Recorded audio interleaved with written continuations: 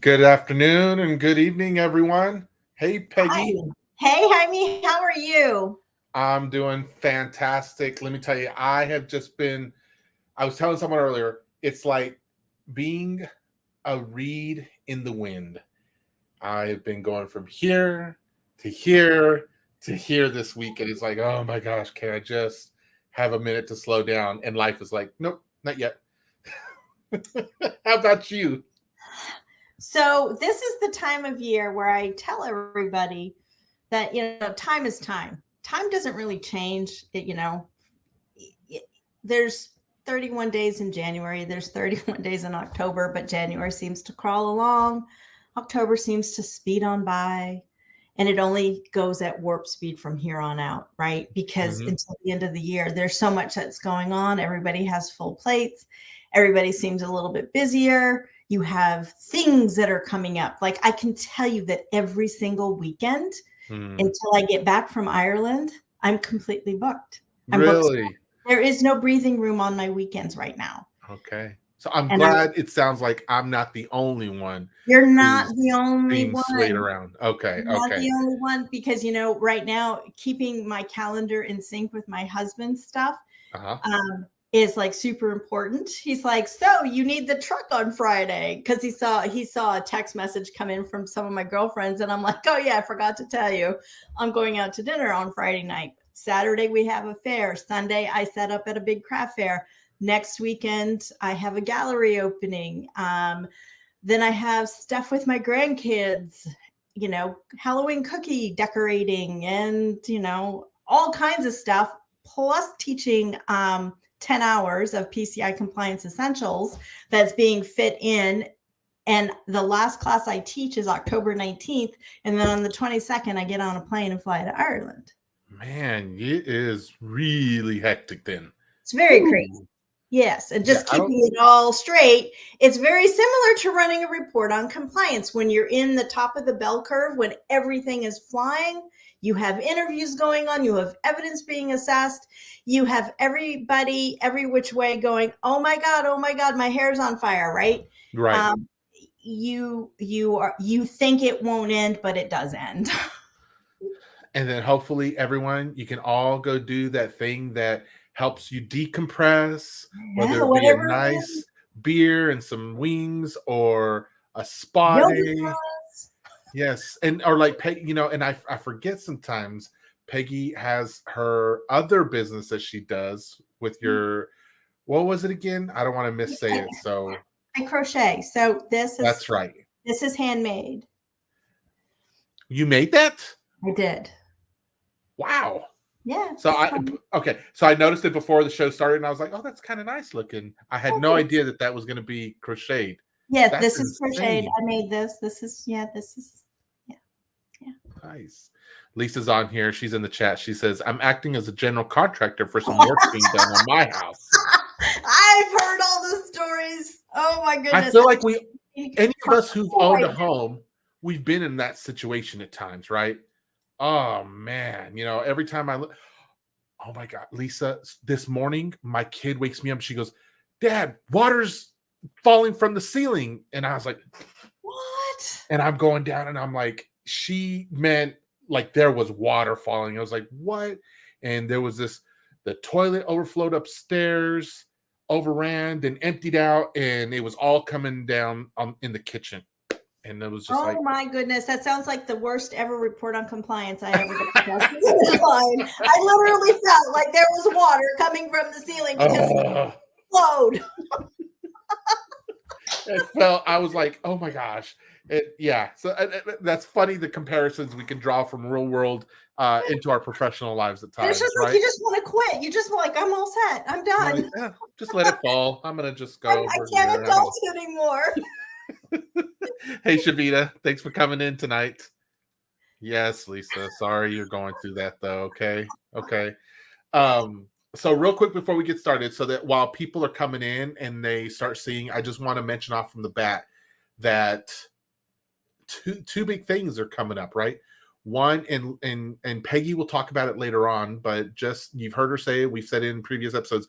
Peggy is going to be at the PCI European conference meeting and she's going to be speaking on stage. So we will make sure to post a link to all the information so that you can make a choice to go sign up for a virtual ticket and check it out. And we'll be more details at the end, but I want to mention it at the beginning because I know some people pop in and then they can't stay for the full time. So before they leave, I wanted you to hear that first. And then secondly, I'm very excited, and I'm going to talk about it more at the end, but I'm very excited because first, I'm sad, but not sad for the wrong reasons. Peggy won't be here next month for October because a myriad of reasons she'll explain later. But in lieu of that, without even talking to her, I didn't realize that, but October is Cybersecurity Awareness Month. And I was wrestling, Peggy. I was wrestling with what to do because I wanted to do something. I wanted to contribute to Awareness Month somehow.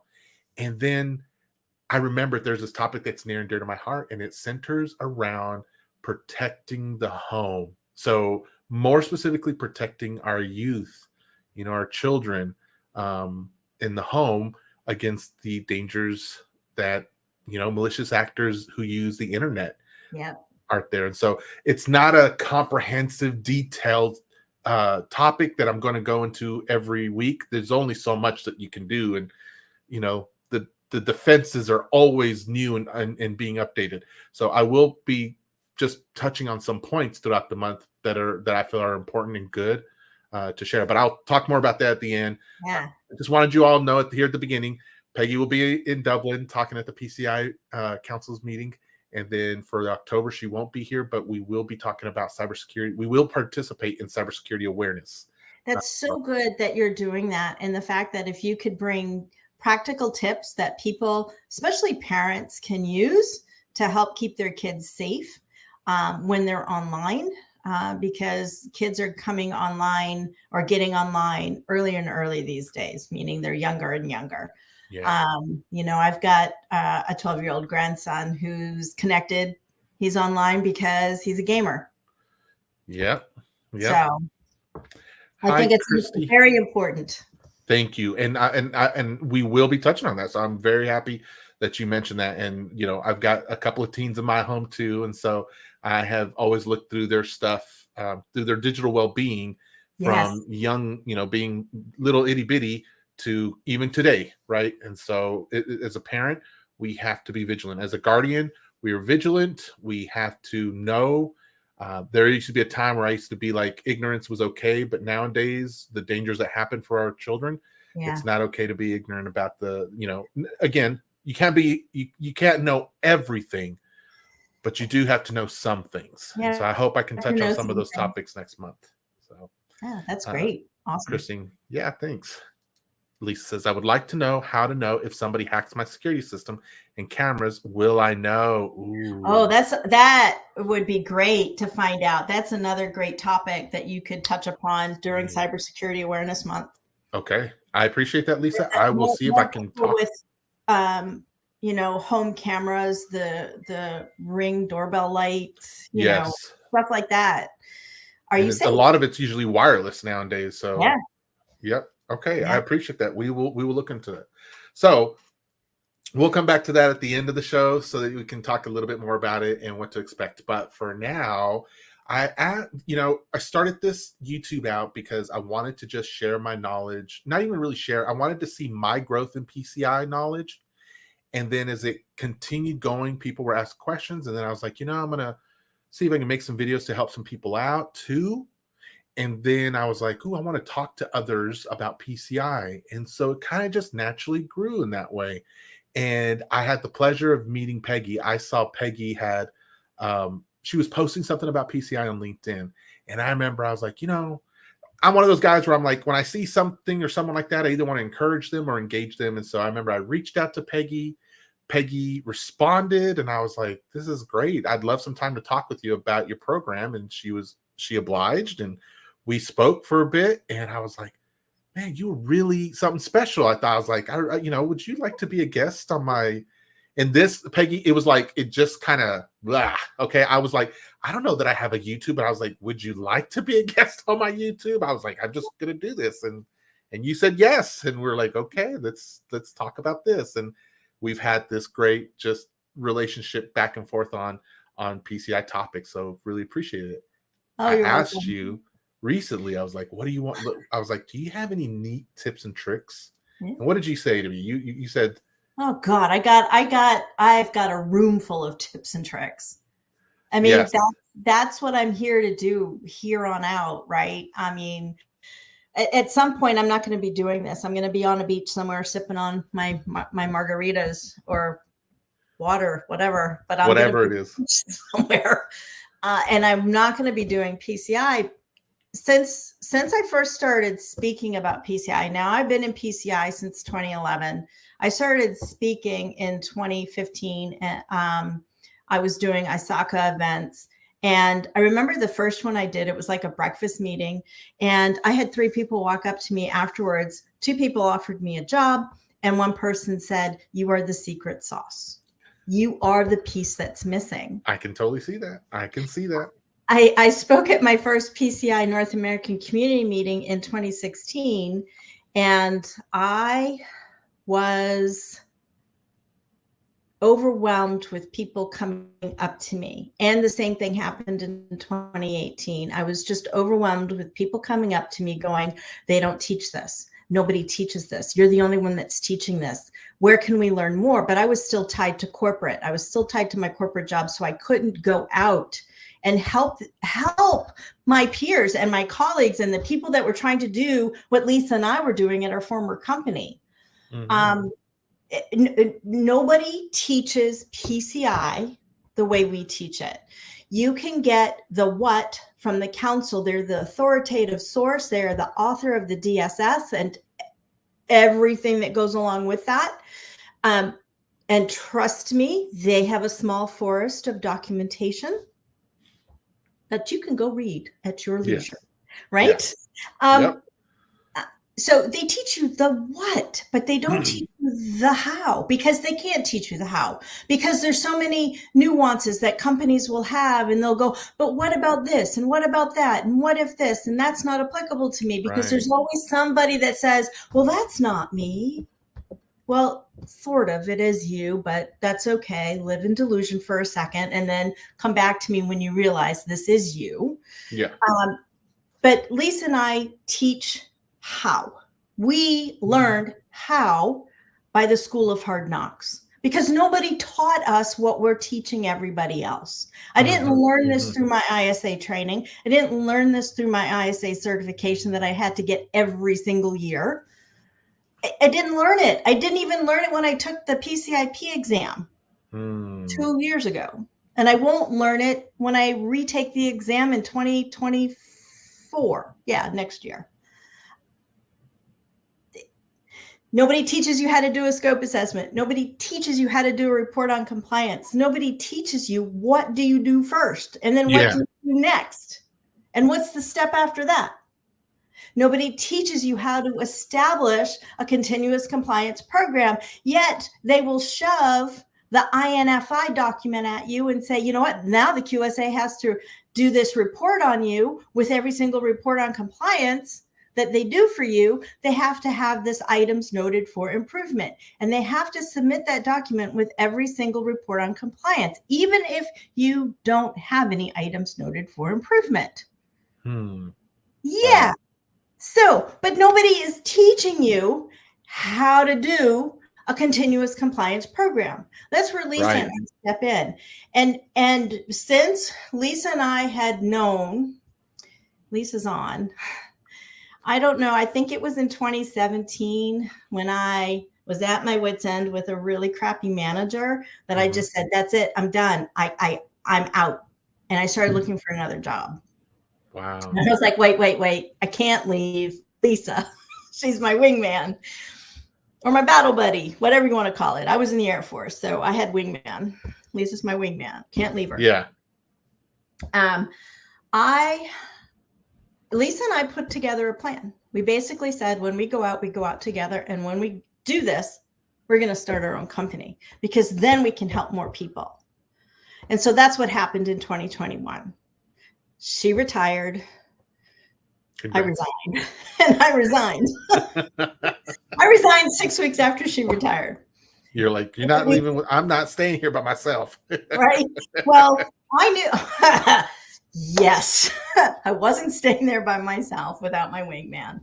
But we knew, and we knew who our target audience was. We knew that we had the critical components to help merchant organizations and service providers get their PCI stuff together, right? The PCI, the Verizon PCI annual report that comes out, right? The security report, the PSR. Mm-hmm. I know the lead author of that. I know him quite well. He and I talk often, and he's even told me, oh my God, you are a wealth of information. You are everything that's missing in all of these organizations that we analyze and assess. Wow. That's amazing, Peggy. That has got to feel good. It feels good, but, Lisa and I are trying, we're on a mission to help as many merchants organizations as we can. And in helping merchants, last year, what we realized is we really need to help the doers. Who is going in to do what Lisa and I did? We need to help them. We need to be their support, because usually they're a one deep person. There's only one of them. I was lucky. I had Lisa. We were supposed to have 7. Wow.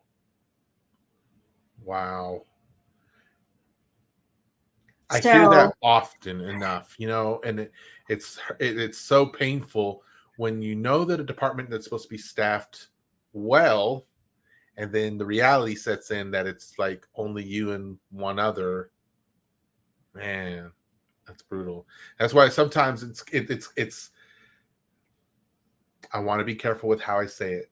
When you're promised a department or a team, might lower the expectation down a little bit. Because you're not going to get it. Yeah.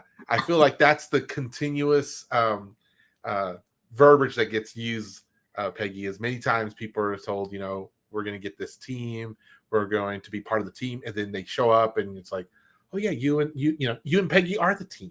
You're like, oh. So Lisa and I, we figured out how to do the work smarter, how to assess smarter and not harder, right? You can keep your spreadsheets and keep banging your head against a desk, trying to manage inventory and trying to manage a report on compliance on a spreadsheet or multiple spreadsheets, or think you got it together because you know your inventory in your head. Sorry, not happening, because you don't know when they decommissioned 6 servers. You just don't, because nobody's going to tell you. You have to figure out how to automate ways to find out, or use technology to find out when something has left the VLAN or something new has gone onto the VLAN, because they're not going to tell you. And let me ask you about this, Peggy, because there are times where I think I've had coworkers in the past where there's usually kind of 2 schools of thoughts that I've usually seen. One can be kind of like what you're describing. So, we've got to work smarter. We've got to do this. The action being do. And so people who do something, right? I've also seen a school of people out there who can, in my opinion, dangerously fall into the category of, well, it's not my job to do it. Right. And so that even though compliancy might be my job, technically, it's not my job to go figure out or find those missing computers, or, where the switches are, or any other piece where compliancy makes you responsible for taking care of those parts, those components, wherever they are. And so would you say if you fall into the category of it's not my job, you're not going to have a lot of success in here? You're not going to have any success. As a matter of fact, you probably won't have a job. Yeah. Not in this space. So at Lisa and I ran into a lot of, well, that's not my job. I ran into, well, you run the PCI compliance program. That's your responsibility. And I said, sorry, the application belongs to your team. Right. Yes. When you're the application owner. Yeah. Like you don't, it's so weird, right? It's like you don't work for others to serve you. Right. You are here to serve the organization. And if my piece, I'm not here to tell you what to do. We're all here to work together. This is what we need to be successful. Yeah. You have to figure out how to get your application to this level. Or to get the data that I need for the assessment. Yes. And it goes to what you're saying, Lisa. I see this right here. So Lisa says, and then you have the people who think this is the way I've always done it. Yes, good point. So there's that third one. It's like, why does anything have to change? We've been fine for however long we've been fine. And just it's so, it's like foil on teeth. Yes, it is. Nails on a chalkboard. Yes, it is so like, oh my gosh, it brings that cringe headache in, you know? Lisa, I've got one better. Do you remember when, we had discovered credit card data on the network and they said, well, the data's always been there. What's the problem? Oh.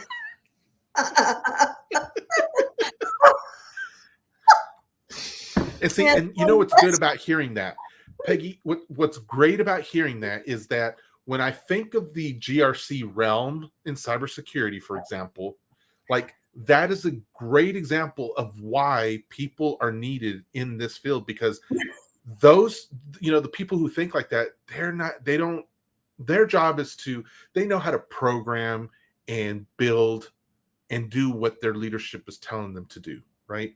And they don't always understand that there's more impact there. Security is important. Security is not this nice option. It's not this value add option that we want to add into it. It's a necessity. It has to be there. I might add that comment was made in front of our CISO. Oh my gosh. Yes, and I felt that person needed to be separated from their paycheck. Oh my gosh. Like I would have done it on the spot if I had the authority. I'm not gonna lie, I've heard, I won't say I've heard that exact thing, but I have heard similar comments, and I'm always just like, huh. Like I'm like, I just don't think it's right to be stuck in the same sense all the time. You know what I'm saying? Like we're not stuck in 1990 or 2000. You know what I mean? You have legacy tech debt. Microsoft is calling there wants their NT back. You're right, and it's like so the concept of why do we have to change, evolve our thinking, upgrade our heart? It's kind of like it just goes without thinking. It's like, so there's two quotes that come to mind for this. The definition of insanity is doing the same thing over and over again, expecting different results. Okay, that is like. Yes. That is like right there. That should be the mantra for PCI-DSS compliance, right? Because we ran into it almost on a daily, if not, weekly, daily. We ran into it at meetings, and I would sit there and go, wait, this is the definition of insanity. We're going to do this again. Why? What are you hoping for? We've tried this 3 times and it doesn't work. Right. And I'm like you, Peggy. I'm like, if evidence is showing us, if history, if experience is showing us it's not going to happen or work, we got to do something different, folks. We have to be different. We have to be. And then the second quote is, if you keep thinking what you're thinking, you'll keep doing what you're doing. You'll keep getting what you're getting. And if you don't like what you're getting, you have to change how you think. You make me think of the garbage data in, garbage data out, or whatever. It connects with that. I feel like it connects with that. Lisa said a lot of automation not only helped the PCI program, but it helped the technology teams as well. Yeah, we changed how we did things. Hey, Mike. Mike's over here. Good evening, Jaime, Peggy. Always a good learning time. All right. So Dion says, what jobs are you most likely to end up with the PCIP certification? Is that the foot in the door? That's not your foot in the door. All right. So I think this question has come up quite a bit. I explained this in one of my courses, and I'm expanding upon it in PCI Compliance Essentials. So a PCIP certification, the P in PCIP is professional. You need 2 years of experience, and the council has a list of different areas in IT security and or audit where you should have this experience. A PCIP certification, say you are a sales executive for a third-party payment solution. Being a PCIP is going to be like so good for your job because you're going to be able to talk the same PCI language as the people that you're meeting with, because they're probably meeting with you and looking at your tool because they need to solve something for PCI compliance. So if you come in and you're a sales rep or an account executive, and you come in and you don't know anything about PCI, I'm not going to talk to you. I am not going to talk to you. I can't tell you how many times they would try to bring me on calls with sales account execs trying to tell me that, yes, the tool would work when I laid out exactly why it wouldn't work out. And because they didn't know PCI, they couldn't talk the same language as I was talking. All right. So this is where having your PCIP certification is going to help. It's going to help you do something like that. Lisa and I advocated for people to get their PCIP certification within certain areas in our former company. We wanted somebody with a PCIP cert in the identity and access management group. We wanted somebody in the vulnerability management group with a PCIP. And we also wanted somebody in the overall network infrastructure. So firewalls, routers, your network security controls. We wanted somebody with a PCIP certification because then they could work inside that team and get exactly what we needed them to get us.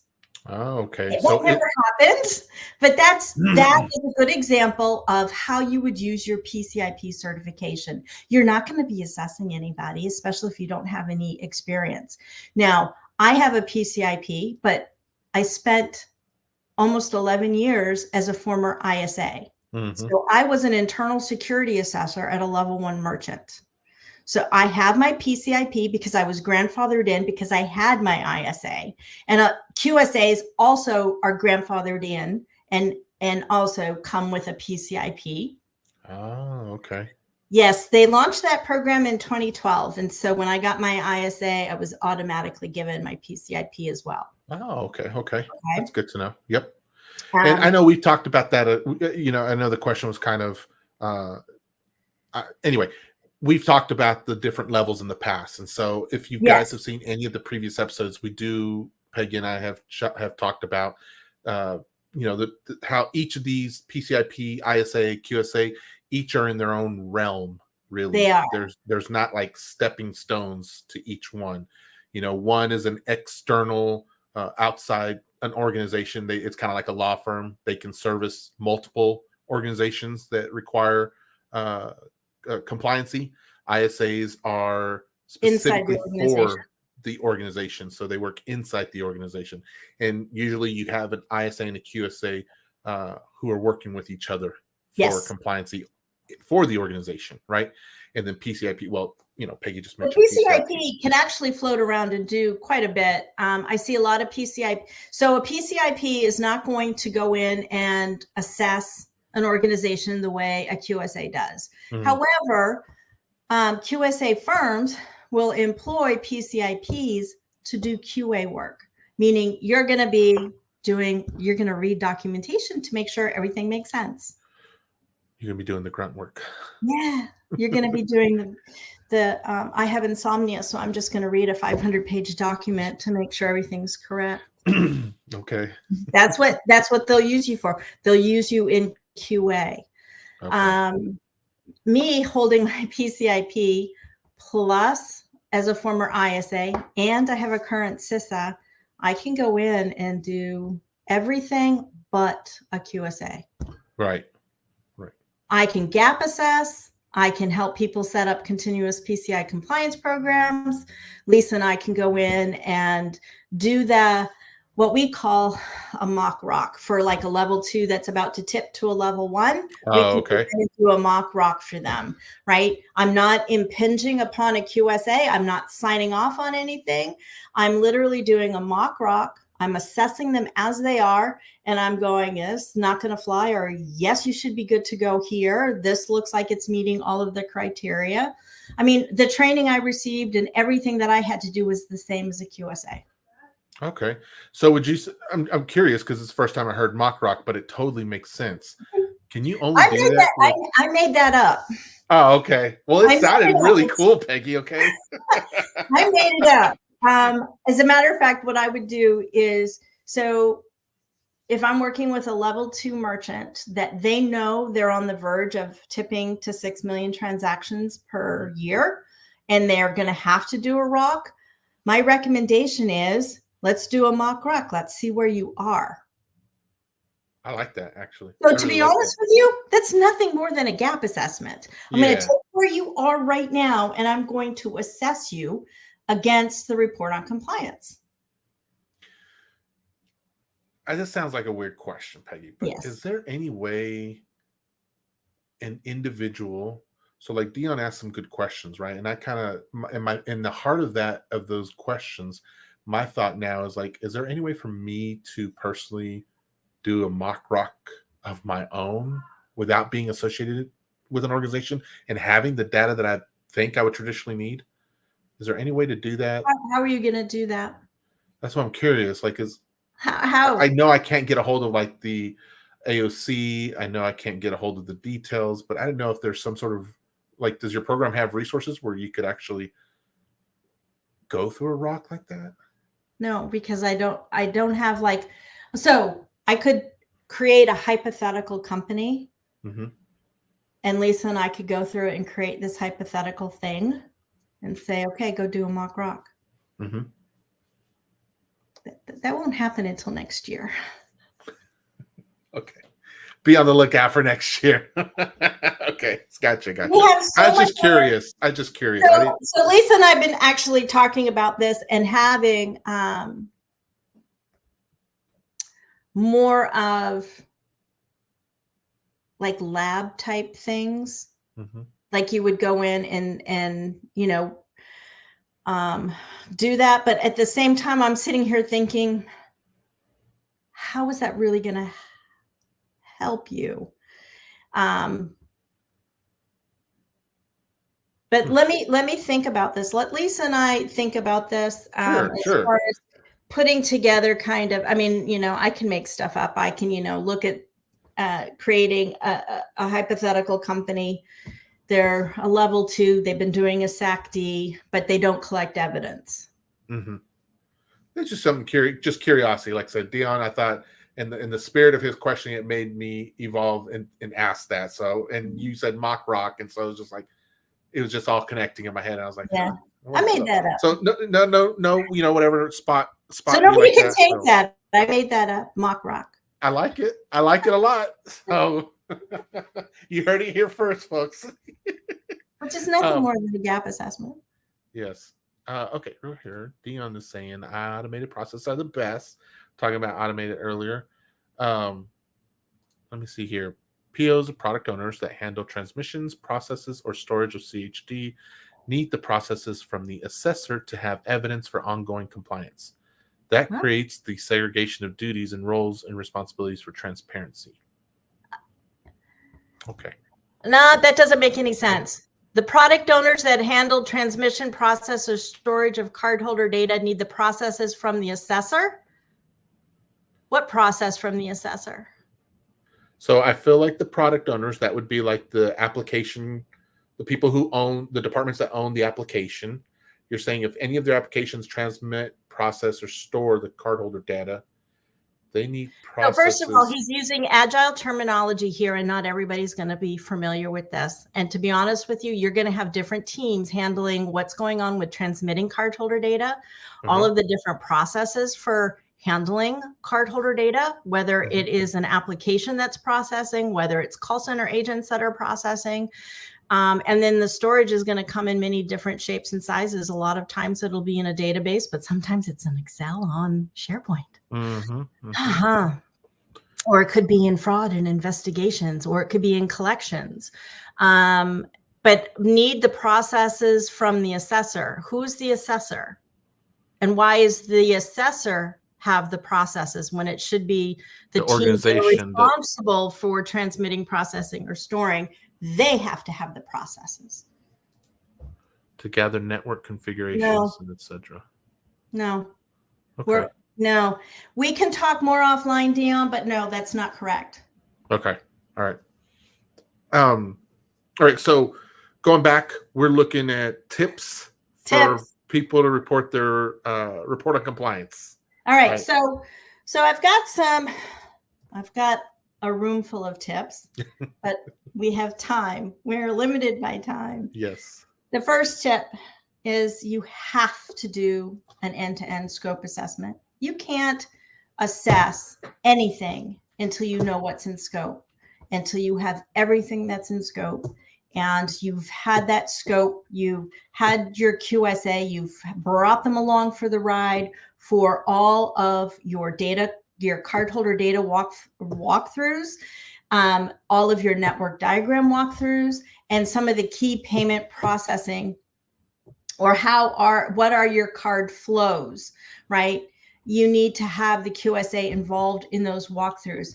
You're going to feed many birds from having the scope assessment done, because you're at the time that you are doing all these walkthroughs, the QSA is getting their interview in, right? They're getting that conversation in with the app developers, the network security teams, the security architects, the network people. They're getting all of this information during the end-to-end scope assessment, right? When you bring them along. And I don't go off message from this. From speaking at the PCI community meeting last year in Toronto, you must bring your QSA, because they have to verify and validate that your scope is accurate, because they're the ones signing the AOC. Okay. So you're saying, so is the danger here is that sometimes assessments could be done where they're not bringing the QSA, or they're breaking up this thing that could be a one-time, very just really balanced walkthrough. Most organizations don't do a full end-to-end scope assessment before they do a ROC. That's why they struggle with the report on compliance. The first year that I was involved with PCI, they didn't do an end-to-end scope assessment. We had a complete miss on 13 call centers, 3,000 call center agents, 3,000 laptops. Hey. Yeah. No big deal. There's a lot that goes into a single call center, much less 13 call centers and the interaction. So, when Dion and to find out that you have a system that stores call recording that's just out on the network. Oh my gosh. Yeah. The wild, wild west that some of our organizations live in at times, right? Like, it's bamboozling. It blows my mind. So scary. And Peggy, I had a LinkedIn post earlier today where I was saying about how vendor controls, right? That was someone had posted something, and I was like, here's an aspect of that I think we could add to their list that they were making. I said vendor controls. I was like, sometimes when the HVAC guy comes in, we want to make sure anything that they touched that IT knows, so that they can close those back off. And I think many of you know what I'm referring to with that. So tip one is do an end-to-end scope assessment, right? You have to scope before you do a report on compliance, because as part of the executive summary in the ROC, the QSA has to sign off that they have validated and verified that the scope is accurate. Yes. Okay. All right. So that's tip number one. And I cover how to do a scope assessment, an end-to-end scope assessment, and then how to continuously manage your scope. Not only are we revisiting it in PCI Compliance Essentials, but it is also a workshop in the Resource Center and in our digital download shop. It is the most important thing that you can do for any assessment. And the same principles that I highlight in this are the same, that they can be used for any compliance program, not just PCI, even though PCI is very specific and I have very specific things to PCI. The things that the key principles pretty much translate to any regulatory or other compliance program. Okay. Right? Tip number 2, you have to plan the work the plan, and adjust as necessary. So this is where having really good project management skills comes in. And this is why a lot of your ISAs actually have an IT security project management background. In talking with my peers who are ISAs, a lot of them are PMs or were PMs before they took on the ISA role. So you have to be able to know how to plan the work. A report on compliance at a level 1 merchant is huge. It's a huge undertaking. It can last anywhere from 6 months to 2 years. If you're in the middle of a transition from versioning, which we are about to embark in, especially when we hit 2025, you're going to see more merchants struggle with the requirements that are mandatory for 2025 than the ones that are for 2024. The ones in 2024 are all scope related. Organizations with their good handle on their scope are just going to look at those and go, nope, no worries. We're already doing this. Right. So it's nothing new to them. I remember looking at version 4 when it was published and going, oh, I've been doing that since 2013. Pass. I'm good. Yeah, you're good. All right. So you have to plan the work. And then you have to communicate what the plan is. It's usually right before you do the official kickoff. You want to sit with core people who, whether it's parts of the CISO's leadership team, because all of those key direct reports to the CISO have a piece of the PCI pie. Oh, yes. All right. So they're running, it's the director of identity and access management. It's the director of vulnerability. It's the director of network. It's the director of, physical security. They probably have dotted lines into the CISO. If they're not direct reports, they have dotted lines. Right. And then you want to be able to communicate the timeline plus all of the gotchas. This is where I think we're going to have a problem, right? We know that this area, this control is a problem. This is what we're doing to fix it. And we hope to have it finished before it gets assessed. Okay. So you have to be able to communicate all of the gotchas, but you also have to be able to communicate, here's where we're doing everything right. We're not going to have any problems with this. Okay. Then you have to work the plan. So the plan that you propose to the C-level staff or the CISO staff or the CIO, if you don't have a CISO, that plan that you put in place with them that they've all said, yep, that looks good to me. You go out and you start working that plan. That plan gets communicated to everybody else. This is your system administrators. This is your frontline managers. And it's the QSA. And the QSA I would have had in the CISO meeting. They would have been there. Yeah. All right. And the QSA would have known all of the little gotchas and all of the areas where, we knew that we were good and solid. We generally didn't hold anything back from our QSA. We didn't hide anything. And I know you've mentioned in the past, like we want to have our QSAs in there as much as necessary. And remember to make sure it's always going according to your agenda. Yeah. Peggy said, once we start venturing out of the agenda, then everything gets derailed and we're not trying to tack up more time and more work and things. So stick to the plan. Stick to the plan, and then you have to be able to adjust as needed. So the only way you can make adjustments is if you have a plan. If you don't have a plan, everything is just flying by the seat of your pants. When you have a plan, you can actually make adjustments. There was a few things that have cropped up from time to time when Lisa and I were doing this, where we would have to adjust the plan. We would say, oh my gosh, we have a problem. We didn't know this existed, because you have your known knowns, your known unknowns, and then your unknown unknowns. So I always tried to like make sure I had enough wiggle room in for something that would happen. Like, oh, I don't know, somebody disconnected a server and 36 other servers stopped logging. Oh my gosh.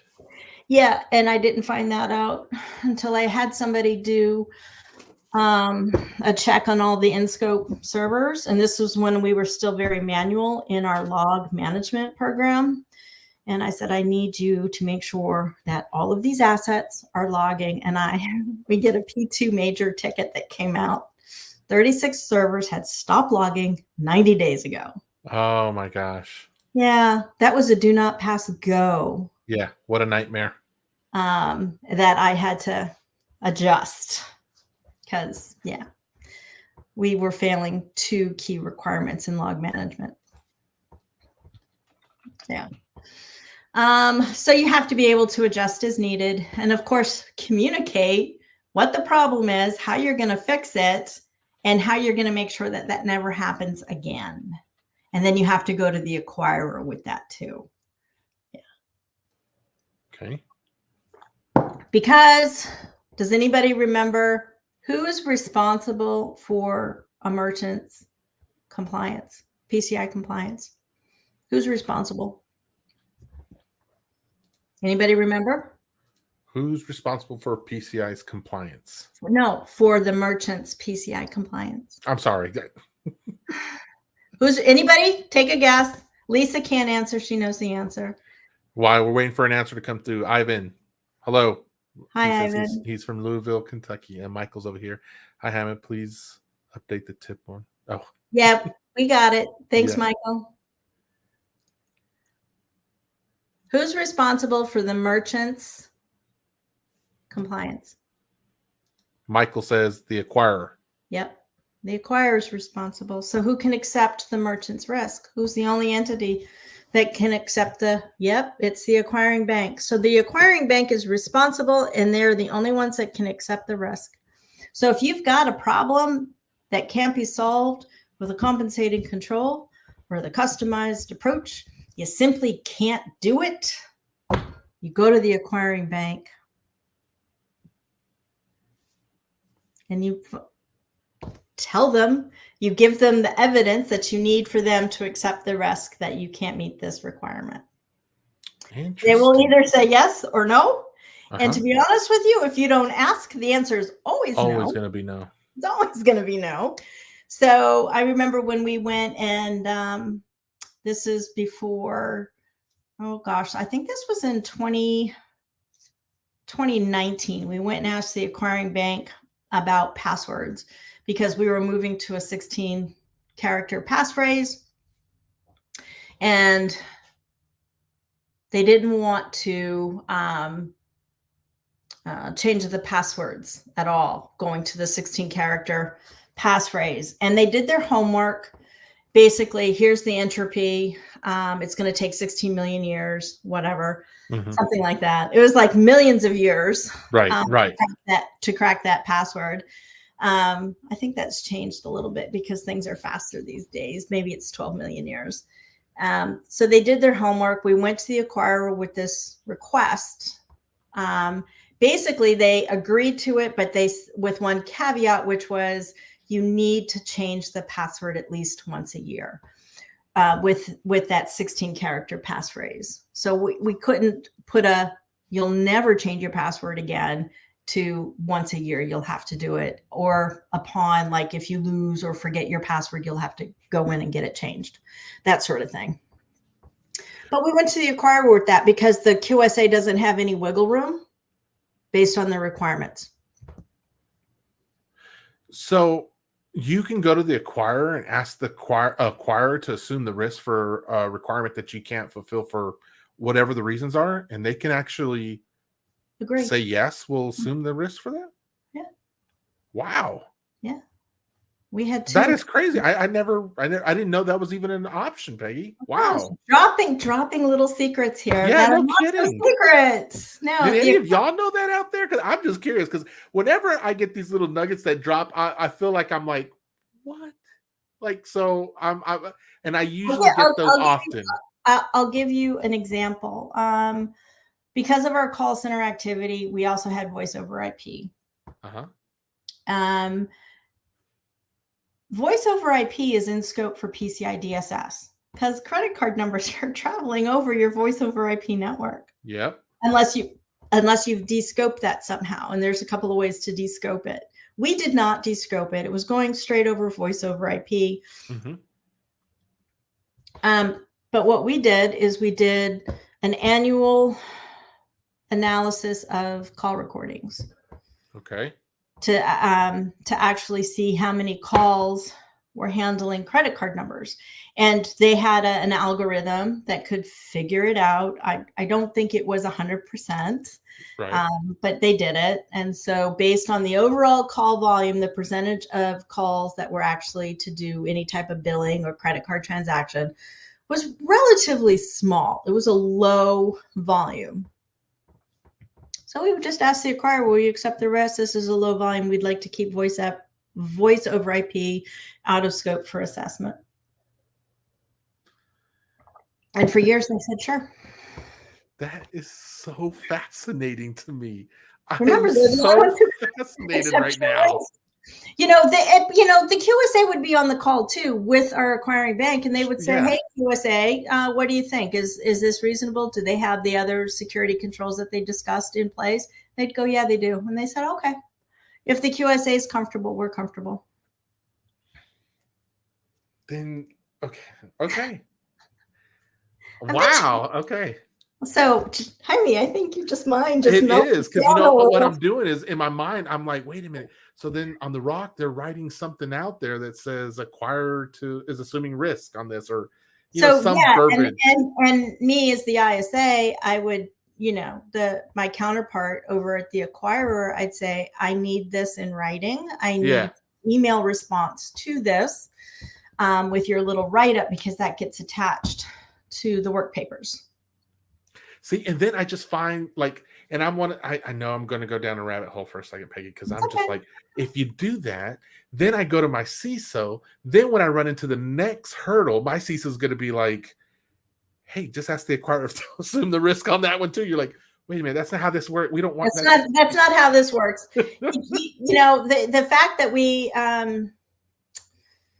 so when the servers stop logging, we, of course, this is a huge failure, and there's no wiggle room for the QSA to be able to write up requirement 10.7. You don't have 90 days worth of logs on these, and you now don't have 12 months worth of historical data. We explained what had happened to the acquirer. The first question that they asked was, well, who discovered this? And I said, we did. They always like that answer, that you discovered it, not the QSA. Okay? Right. Okay. And I said, look, I know that this is a roadblock of a requirement. I don't have 90 days and I don't have 12 months on these 36 servers. But here's what we did to fix the problem. Will you accept that we have fixed this? And so that the QSA can finish the report on compliance. And the acquirer said, the QSA can finish the report on compliance when you have 90 days worth of logs. I had to wait 90 days before we could get an attestation issued. So, they're not always going to say yes, but if you don't ask them, their answer is always no. And you don't go to them with stupid stuff. Multiple times, right? Multiple times. Something else. We got another one. Here's another one. There was just big things I went to them with, like the password. We wanted their take on it. And they agreed. And they said, as long as you have, I can't remember, provide the due diligence that you did to come up with the 16-character passphrase, which was the entropy results. And just make sure you have that as part of the work papers. So the QSA actually wrote that up as a comp control.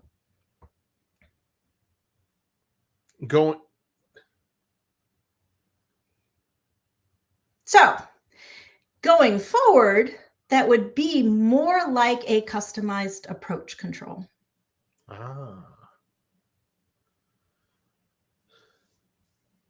We didn't have that back then. Yeah. This is so wild. This is just wild. Like, see, this is what y'all are missing. You're right. You're right. So you've talked about the how. Lisa and I are the missing piece. Yes, because there's no, in my Nobody's world, doing what we're doing. I would never have realized that that option exists, and not just not like we were saying you keep going back to them for this, but let's be honest, there's some scenarios where I can find that I've just dug into the ground and I'm like, I just cannot find this, and it's and right, there are times where it's like, man, and I see here where it's like the impact was very minimal, right? The recordings, there was just very minimal data being collected through there, so that makes sense, right? It's kind of like, man, if we could just get this by without really the weight of the acquirer on this. And so to think that we can actually, obviously there's caveats to circumvent it, right? So I get it, but they're not always going to say yes. Right. But to think that option was there. It's there. And when you go to the acquirer with, here's the problem we're encountering, here's our solution, here's what we're doing, this is what we're putting in place. Mm-hmm. We've discussed this with the QSA, but their hands are tied because of the DSS. Right, the DSS. You have to go to the acquirer because they're the only ones who can accept your risk. So if you do all your homework beforehand and you tee this up, so I used to have unofficial conversations with my counterpart at the acquirer. Like I would say, hey, John, this is what we're doing.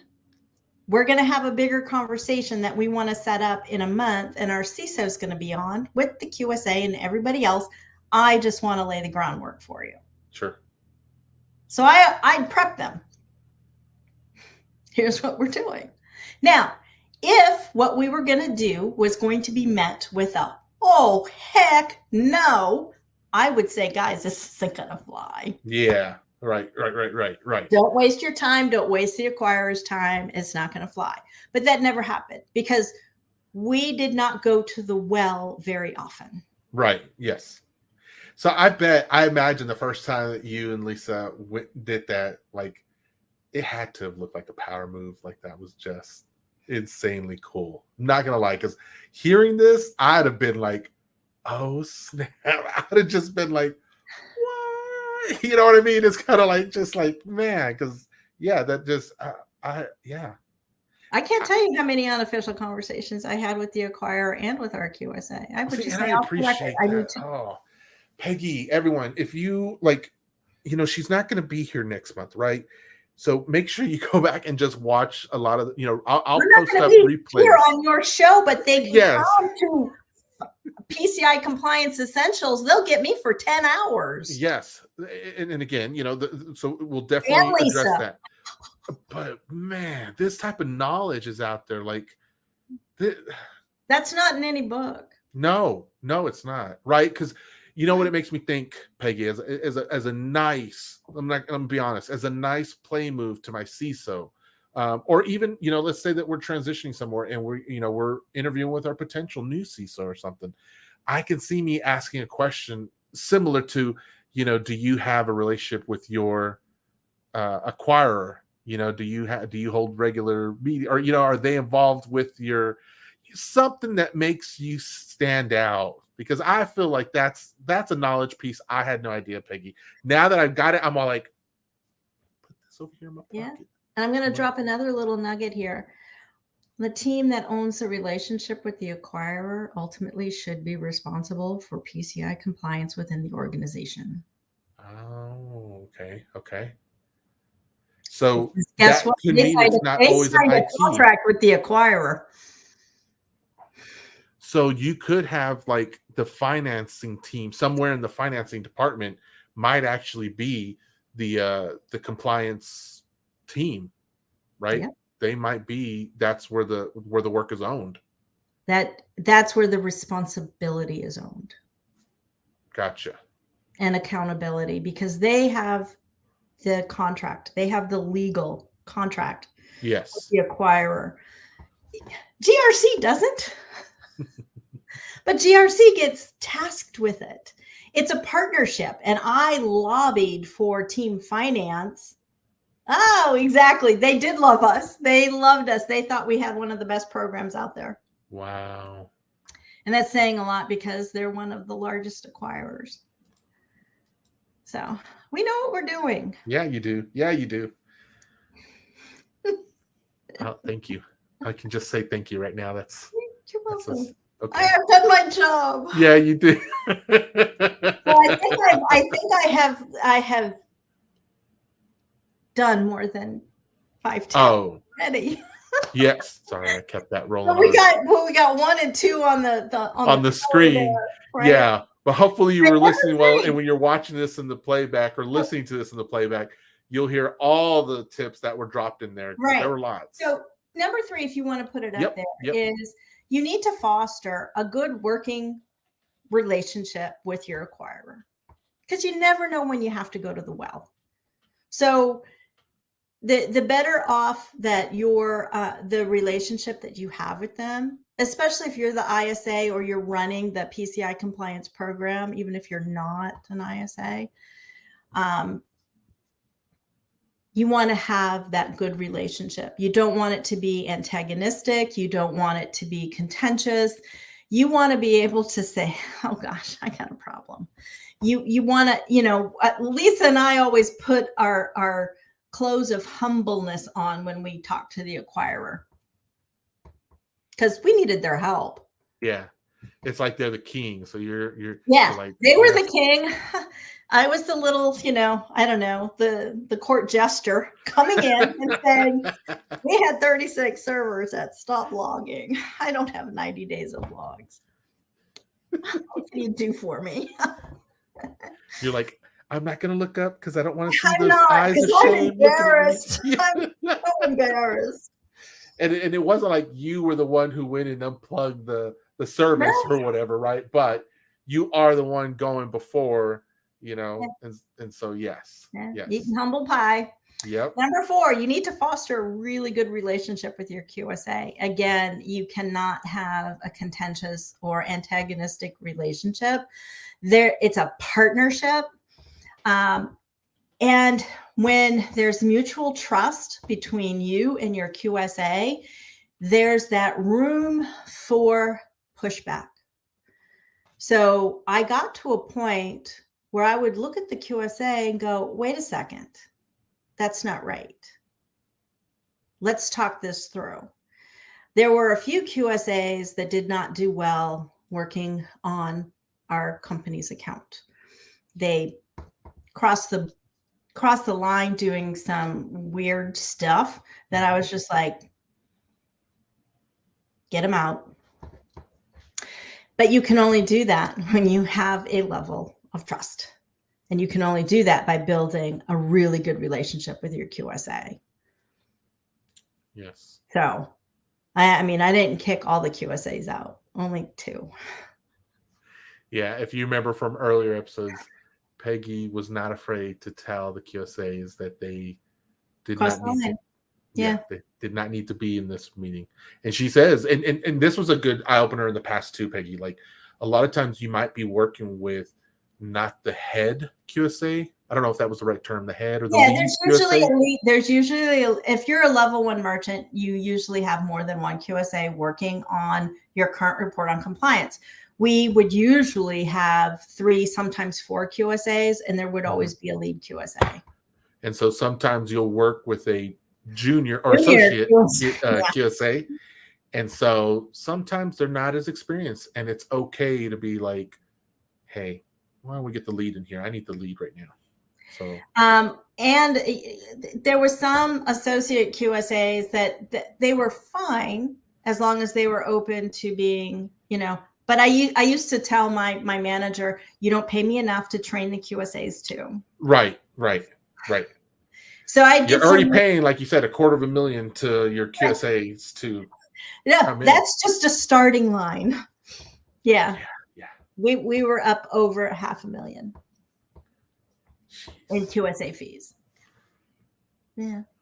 And QSAs that, call in from Starbucks to do an interview. No, that's not happening either. And that did happen, and I ended the interview. And Wow. that person was separated from his paycheck. Oh my gosh. You Were they don't just they just thought that was a good idea on their own? it wasn't just because of that one particular thing. There were other things Oh, going on, but that was kind of like the final straw. yeah. Yeah. Yeah. Anyhow, Um, not all QSAs are created equal, but you do need to have that a good relationship with your QSA. So Lisa and I had a great relationship with our lead QSA, a couple of other lead QSAs, and the senior director for the QSA firm. Yeah, had really good relationships with them. So there was just a level of trust so that, when we were asked, hey, how did this QSA perform? We could tell them. Yeah. Yeah. Thumbs up, thumbs down, somewhere in the middle. We had, for example, there was a QSA that I think was really great at assessing evidence, but he was terrible interviewing people. Terrible. And I was like, he can't interview anybody. Wow. That's unfortunate. Well, if you have that kind of person, if you have a Vulcan personality, Oh, that's right. remember, if you Yep. have Yep. this, you're super logical, you're maybe a little socially awkward. Like I would never have one of my brothers interview anybody. He's socially awkward. He has a hard time holding a conversation. And that, there's conversation. And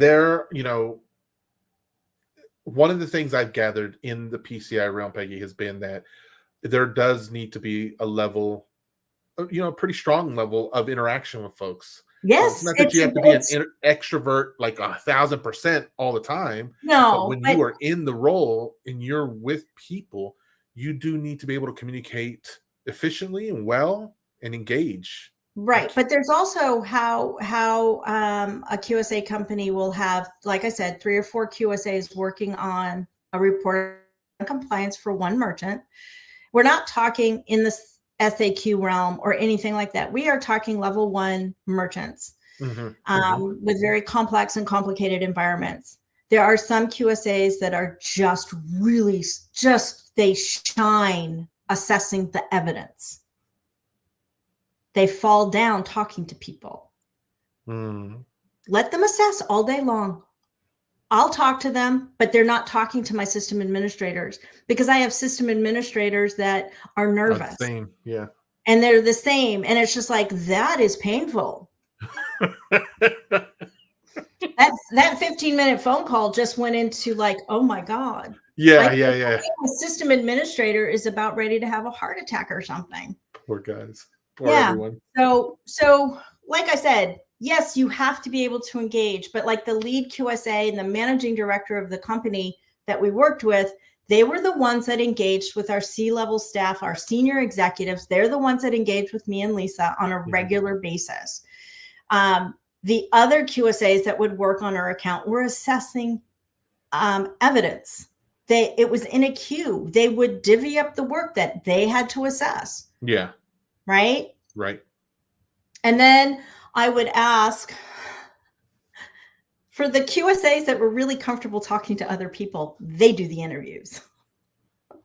So I got my wish. I said, look, I can't have a nervous person talking to a nervous person. I need somebody who's comfortable talking to anybody. Talk to my nervous people. Right. I appreciate that. I definitely appreciate that.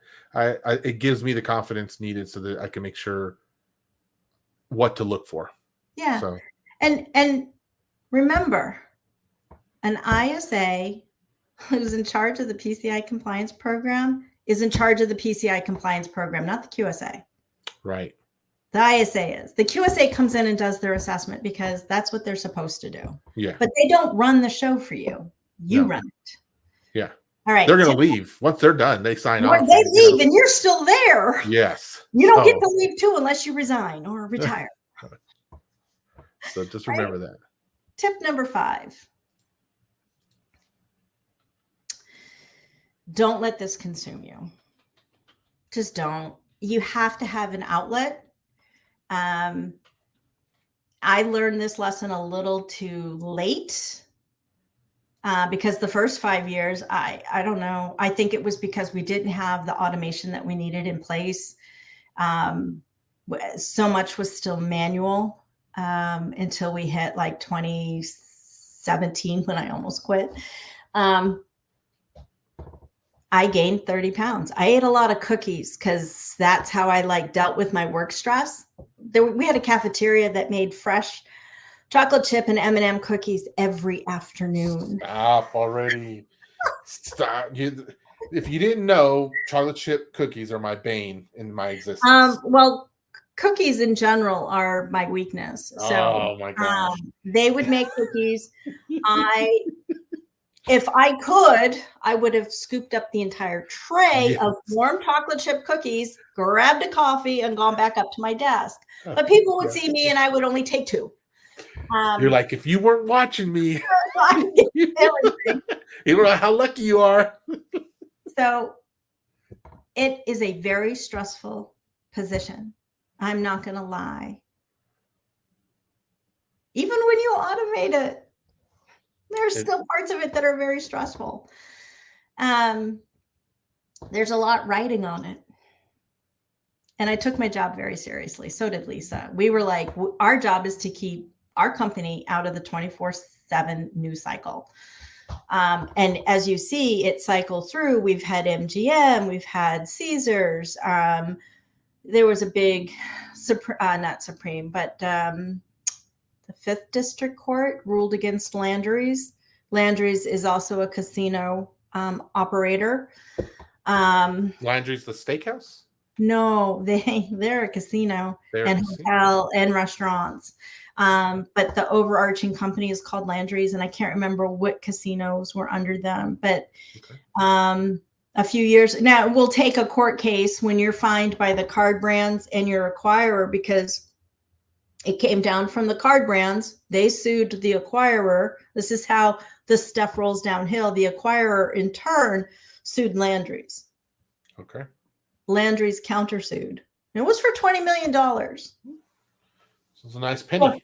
Nice chunk of change. Nice chunk of change. And 5th Circuit said, yeah, Landry's, you lose. Oof. You pay. Yeah. So, but you can't let this, you can't let the job consume you. You can't let a report on compliance consume you, even though it feels that way sometimes, especially when you're operating in the upper level of the bell curve. When everything is on fire, is chaos, and you're trying to get the majority of it done. Like if people right now are trying to get something across by the end of the year, a report on compliance, first, good luck. You only have about 15 days in November and about 10 working days in December because everybody's thinking about family, food, and vacation. They're not thinking about the fact that they owe you evidence. They don't. Right. That's the last thing on the list. That'll stay in the bin until the new year. So guess what? Guess what month is going to be busy? October. October. There's one 3-day weekend in October. Oh, that's right. Yeah. So some people are going to take a long, October 9th. That's why I'm not teaching on October 9th for PCI Compliance Essentials. I know a lot of people have that day off. So I'm not teaching on that day. I'm going to take the day off too. Good for you. You need to almost force the bell curve to happen in October because you're not going to get it in November and December. Mm-hmm. So for anybody who's in this situation right now where you're targeting the end of December, best of luck to you. I've been there. And when I went home and went on vacation on December 21st, I swore I was never coming back. It is the worst time of year to try to get a report on compliance across the finish line. Yeah, that's got to be rough. That's got to be rough. And it's not just rough for the merchants or the organizations trying to do it. It's super tough on the QSAs.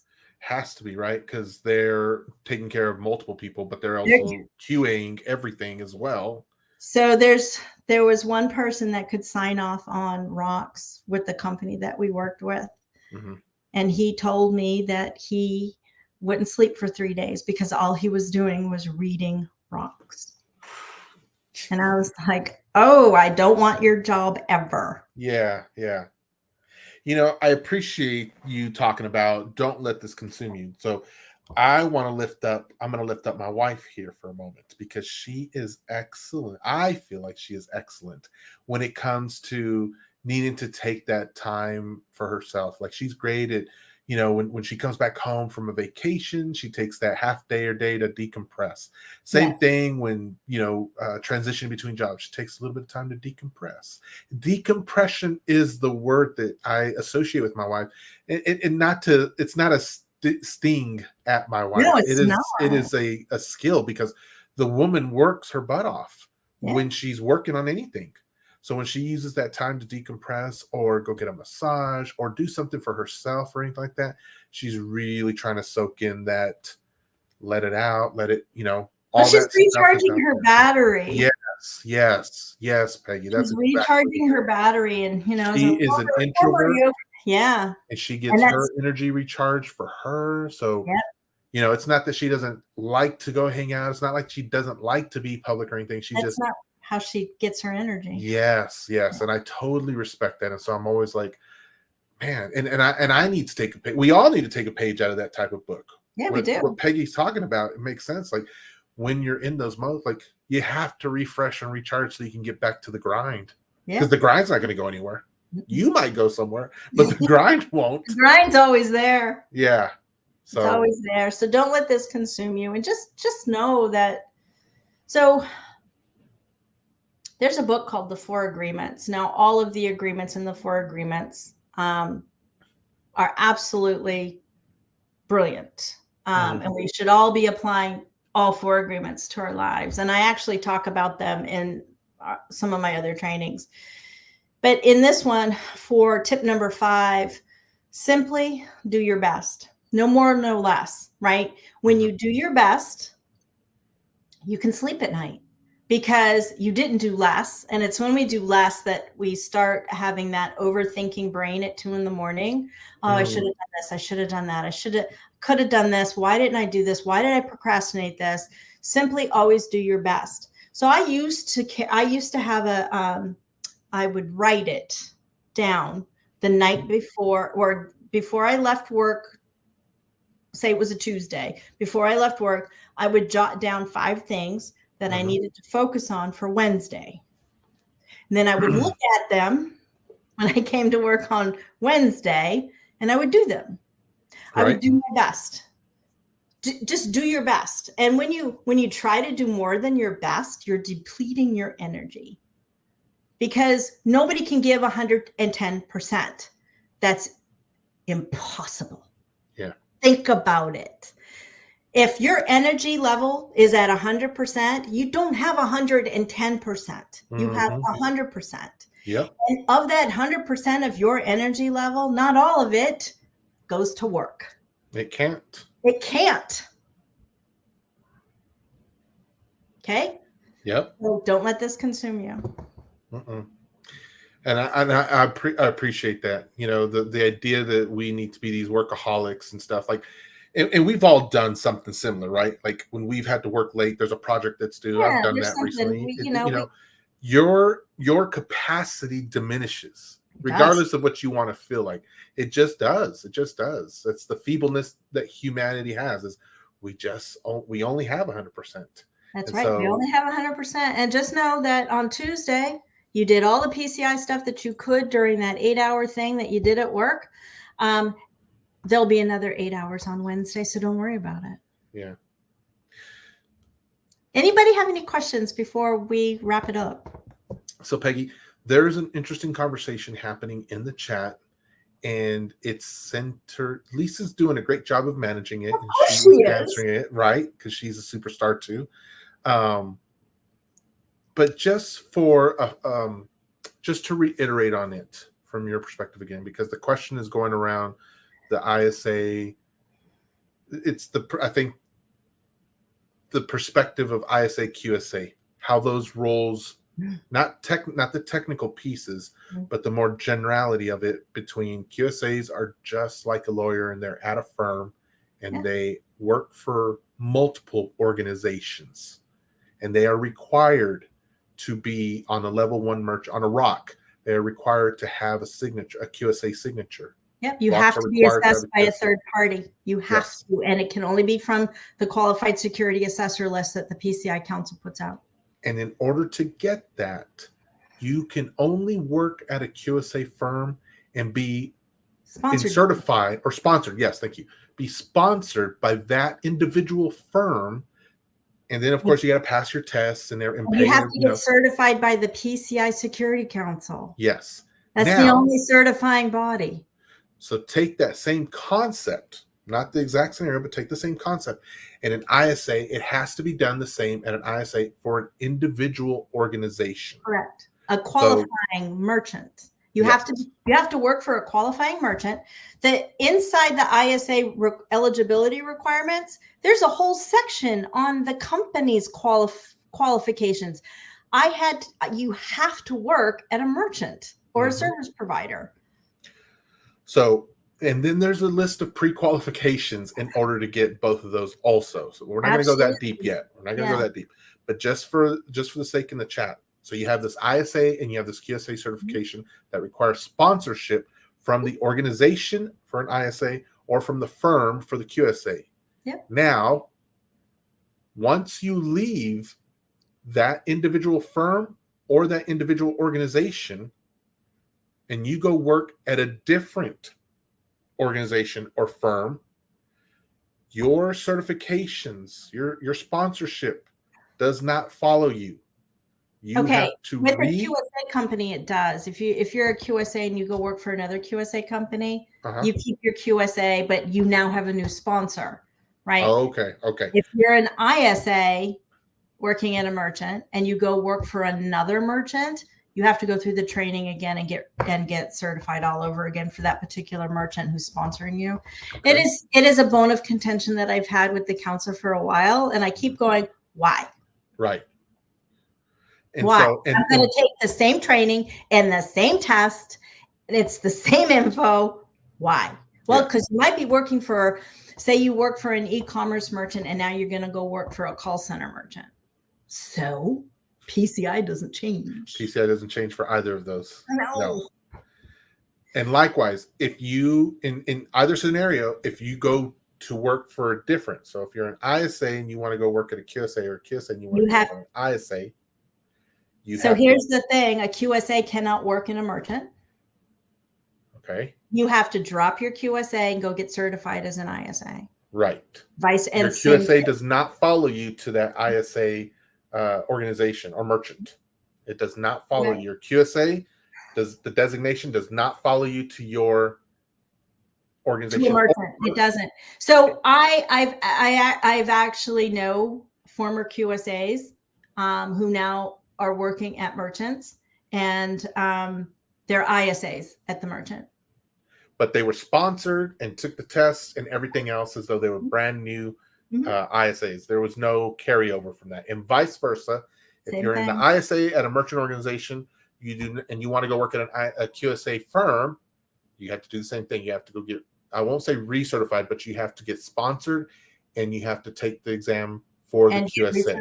Yeah, and to be honest with you, so this is just my own personal opinion. As an ISA, I would never want to be a QSA. Yeah.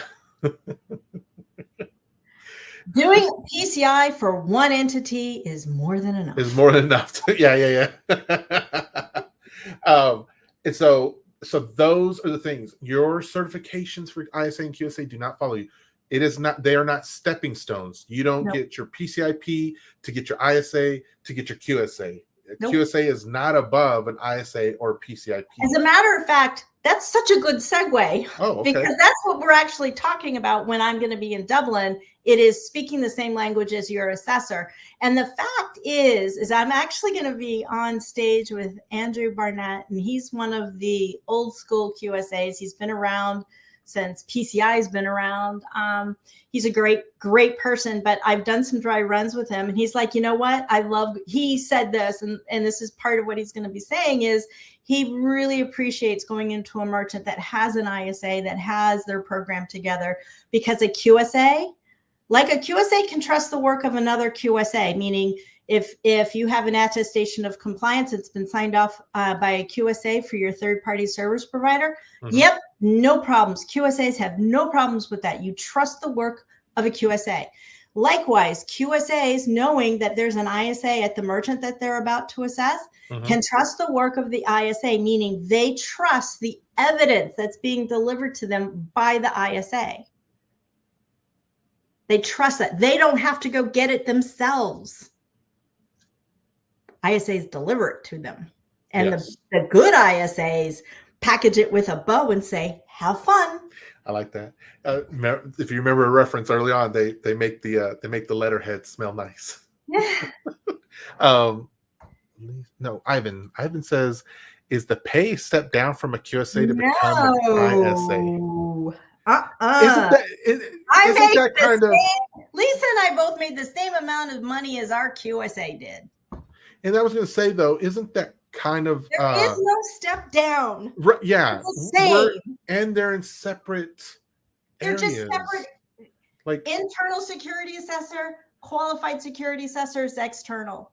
And I see a lot of conversations happen about this, guys. There's this misconception that these are stepping stones and graduation, and QSA is I know it's breaking your brain. Yeah. But these are separate designations, and they do not. I know that they feel like they interact with each other somehow, but they really don't. QSAs and QSA certifications stay with the QSA firms. ISAs stay in the merchant organization field. Okay. PCIP, you heard Peggy talk about it earlier. So the PCIP, depending on what your role is, you're probably not going to be making as much money as an ISA or a QSA. Right. Right? Because you're in a more of a junior role, or you're a really awesome sales executive and you're killing it in commission and you're making way more money than any of us. Yes. So to become an ISA, the organization you're working at has to be a merchant or service provider and be sponsored as a participating organization from the No, SEC? not as a participating organization. You just have to be a qualified merchant. Yes, Michael. Right? That's it. So you are saying a QSA cannot be independent of the sponsoring company. Correct. Yes. QSA, you are not just getting a QSA designation and then like what Peggy's doing right now. Like Peggy is not a QSA or an ISA right now. She can't be. I'm a PCIP, a former ISA, and I have a CISA. Trust me, I can do just as much as I Yes. So be careful if you're getting stuck on the designations, because they don't mean that. No, Michael, they don't always mean what you independent. You need to be sponsored, period. Yes. But also to your point that you just made. And if you decide to open up your own consulting company and be a QSA firm, you're going to look at how much money you're going to have to pay. And I've looked at it, and it's a lot of money. And then you have to pay for your QSA exam. Yeah. So you're going to hire QSAs, you got to sponsor them, and you're going to pay them to go get tested. And anyway, so just purposely trying to break your brain on for those of you who are having trouble on that, you've got to separate these designations. There's a lot of Jaime, I cannot believe how much misinformation there's been. And it's so easy to go find the information. All the information is on the Security Council's website. Just look at PCI ISA qualifications. You'll get the whole document. I can't tell you how many times I've posted it on my LinkedIn profile. Same thing with the QSA, same thing with PCIP. You'll get all of the requirements and the eligibility criteria, everything. So purposely want to break your head on this, not your head, your brain on this. Want to make sure you guys understand that it can be confusing. It can be, your world might have just gotten shaken up just now from this, and you'd be like, no, go back and read the documentation. So one reason why I say, because I've gotten a lot of messages, I want to be a QSA. And I go, why? Why? Like, what's your end? And I usually have a similar question. And Peggy, I'm like, what's your end game? Like, what is it that you want to accomplish? So I will tell you that there is a tremendous amount of burnout in the QSA ranks. Do you want to know why? They're traveling road warriors. Yeah, It's I like can't working do at a that. big 5 firm like KPMG or PwC. You travel everywhere because you have to go where the client is. Right. And now that we're back to assessing in person most of the time, you have to go where the client is. Yep. Yeah. It's not a You're well, it tra- is a remote job. It's not a remote job, and a lot of the people who You're right, Jaime. It's not a remote job. You might work from home, but you're traveling 3-4 days a week.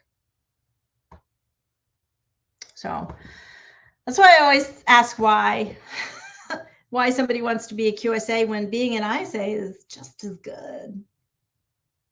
So Jaime is frozen right now. So I'm taking over the screen. He has control over the questions. So there you are. I was tap dancing. You're on mute. Yes. Oh, Michael, can we do this PCI-DSS work without No. being a QSA or ISA? So let me. So yes and no. I'm going to qualify this. Okay. Lisa's not an ISA. Mm-hmm. But she had 25 years of IT security experience. Right. And auditing experience. Her background is so rich, and anybody would want to have Lisa working on their team. I know I did. I got lucky. She's not an ISA. I was the ISA. And she said, as long as Peggy's the ISA, I don't have to be one. Yes. So we worked as a great team. What I'm going to say about doing PCI-DSS work, you can't go into a client without an extensive background in PCI-DSS, working either as a QSA or an ISA at the way Lisa and I have. Mm-hmm.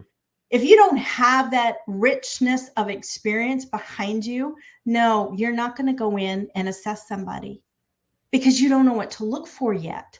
And so you're only going to get that is by working at a sponsoring organization. You don't have to be a PCI ISA inside it. We had, 30 security technologies that protected the cardholder data environment. Each of those system administrators became well-versed in PCI-DSS as it pertained to their requirements. So the identity and access management team knew that 7 and 8 were their requirements. The network security team knew that requirement 1, parts of 2, and parts of 11 were theirs. The Vuln team knew that configuration standards were theirs, vulnerability scanning was theirs, and coordinating the pen test was theirs. There are other ways to get inside and work in PCI without being an ISA or a QSA or a PCIP. There's so many opportunities to go in and, be an Active Directory system administrator, go in and be a SQL database system administrator. Vulnerability management. Exactly. I mean, exactly. Application developers, they had to know most of requirement 6. Mm-hmm. And then 3, if we were storing it or doing in our own tokenization. There's so many jobs, but you have to think outside PCI compliant. PCI, yes. And that's what I usually and I talk about that sometimes too, Peggy, in my circles, right? I've mentioned the Discord that I have, and so there is work that can be done. There is work that can be done if you're if you're siloing your thought process with just this QSA ISA piece. You're missing the answer is no. Much. Their answer is no. Then, but if you open it up and you branch it out, like for example, guys, just to break it down, if you're looking, I feel like these questions are kind of like people who are wanting to get into the field.